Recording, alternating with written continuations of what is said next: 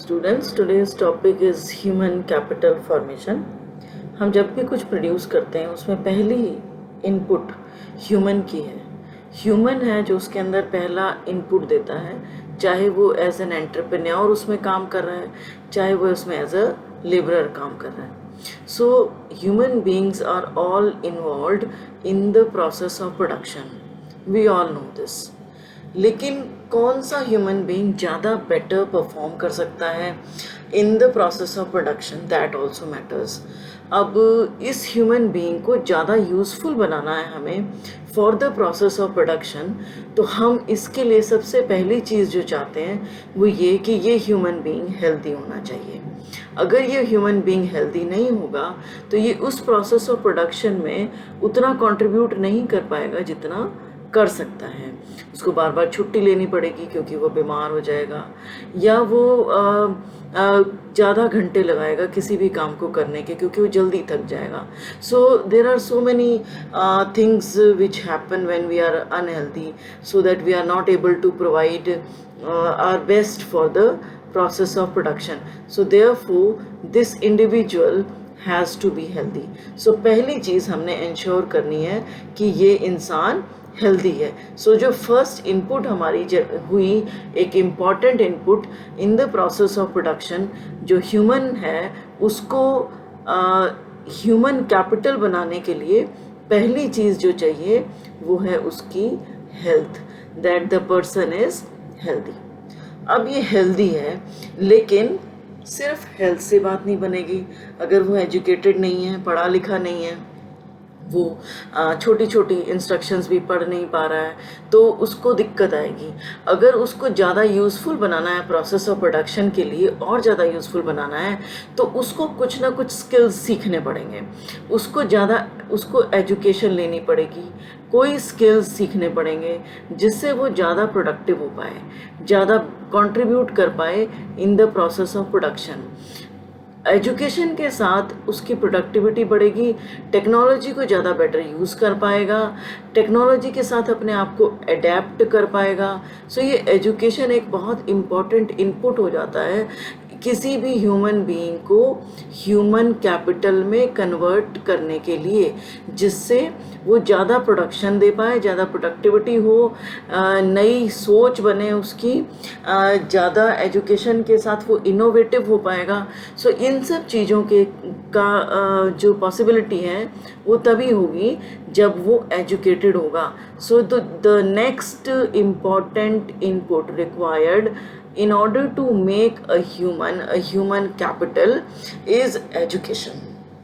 ठीक है, नाउ अब वो एजुकेटेड हो गया, राइट, और उसके पास हेल्थ भी है, लेकिन एजुकेशन के साथ साथ अब उसको ये देखना है कि कौन से स्किल्स उसको चाहिए। वो एजुकेशन लेगा तब भी उसी स्किल में लेगा जिसकी मार्केट में ज़्यादा वैल्यू है। सो मार्केट में किन किन चीज़ों की किन स्किल्स की रिक्वायरमेंट है ये उसको मालूम होना चाहिए, और वो स्किल्स, उन्हीं स्किल्स के हिसाब से वो अपने आप को एजुकेट करे और उन स्किल्स को यूज़ करते उसी फील्ड में जॉब को ढूंढे। सो अब वो जब जॉब को ढूंढ रहा है तो वो ऐसे फील्ड्स में ढूंढेगा, उसकी इंफॉर्मेशन गैदर करेगा जिससे उसको बेटर रिटर्न्स मिल पाए, और वो अपने आप को इंफॉर्मेशन देगा जिस for the field various fields of just education या जॉब्स कहाँ पे हैं उस बारे में इंफॉर्मेशन गैदर करेगा। सो ये इंफॉर्मेशन बहुत ज़रूरी है। जब आप एजुकेशन लेते हैं तो आपको पता होना चाहिए कि आप जिस फील्ड में एजुकेशन ले रहे हैं क्या उस फील्ड में जॉब्स अवेलेबल होंगी। सो information is one important thing which makes us human capital. So information भी गैदर करनी पड़ेगी आपको अपने आप को एक प्रॉपर ह्यूमन कैपिटल बनाने के लिए। अब आपको अगर जॉब भी मिल गई है तब भी आपको ओवर टाइम अपने आप को अपडेटेड रखना पड़ता है कि कोई भी टेक्नोलॉजी में चेंजेस आ रही हैं, और उन चेंजेस के साथ आप वेल इक्विप्ड होना चाहिए आपको, जिससे आप अपने आप को चेंज कर सकें वक्त के साथ। तो नई ट्रेनिंग चाहिए आपको।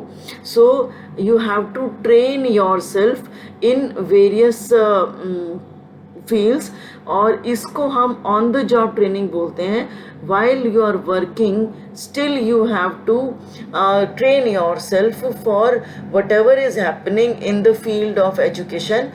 Sorry, not only in the field of education, जो भी चेंजेस हैं जो आपके जॉब में इंट्रोड्यूस हुई हैं. फॉर एग्जांपल, पहले लोग क्लर्क, जो एक छोटा क्लर्क होता था, वो सब कुछ पेपर पे लिख के करता था, लेकिन धीरे धीरे कंप्यूटर के आने की वजह से अब वो सिर्फ सारा काम पेपर पे नहीं करेगा, अब उसको कंप्यूटर्स के लिए ट्रेनिंग लेनी पड़ेगी. तो on the job training companies देती हैं, एम्प्लॉयर्स देते हैं. So on the job training is also an important source of human capital formation. तो वो अपने आप को ट्रेन करने वाला है वाइल वर्किंग ऑल्सो. सारा काम सिर्फ वर्क से काम ख़त्म नहीं हो जाएगा, आपको काम करते हुए अपने आप को ट्रेन करना है.